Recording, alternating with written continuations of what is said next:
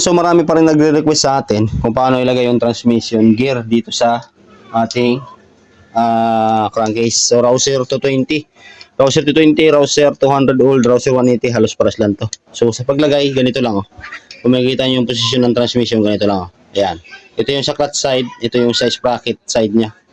Engine sprocket. Okay, so ganito lang paglagay niya no. Yan. Okay, tapos pag nilagay niyo siya, babaliktarin niyo lang siya pag ganun. Okay, tapos pag biniligtad nyo, dapat itong washer na to, pipigilan nyo. Na pagka naipasok nyo na siya dito, kailangan nakashoot din yung washer.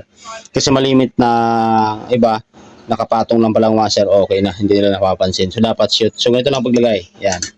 Shoot mo lang muna yung isa, tapos lipat ka dito sa kabilang kamay. Tapos galaw-galaw lang. Kailangan nakashoot mo na tong dulo ng pinaka-shafting mo doon sa mismong needle. Tapos sa kanya bitawan yung washer. Sa kanya na siya bitawan. Yan. So, ganoon lang paglagay ng mga idol para sigurado tayo na nakashoot yung pinaka-washer niya. Okay? Dito naman tayo sa shifting fork. So, sa shifting fork naman yung mga idol, itong dalawa, wala namang ano to kung alin yung mauna. Basta ang mahalaga, ganito yung paglagay niya, dalawa. Okay? So, sa paglagay ganito, lagay natin dito sa ilalim.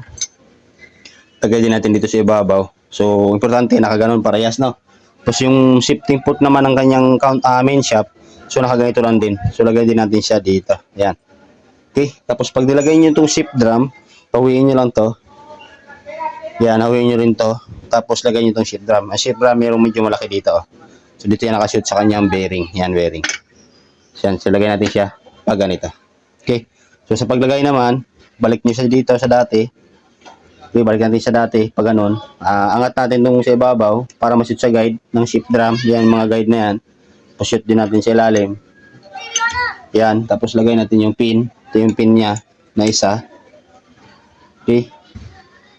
So yun, lagay na natin isang pin. Tapos ganoon din dito mga idol, no? Angat mo rin siya ng konti para pumasok dito sa guide. Yan. Tapos lagay nyo itong isang pin na mayroon siyang nakausli na ganito. Ito yung sabitan ng spring para pag ginambia mo siya, babalik siya kusa. Yan, lagay nyo rin siya dito. Yan. Okay, so ganoon lang kabilis. So kailangan, pag nilagay nyo na yung pin, ikutin nyo to kung talagang umiikot. Ngayon, kung hindi to maiikot, ibig sabihin may problema dun sa pag-set up nyo ng transmission or mayroong mang nawala na washer. Okay, so dapat nagpi-play yan. Ayan o. Okay, so check nyo dapat yan. Tapos ngayon, check natin kung papasok lahat ng gambia. Ganito lang din. Okay, so 1,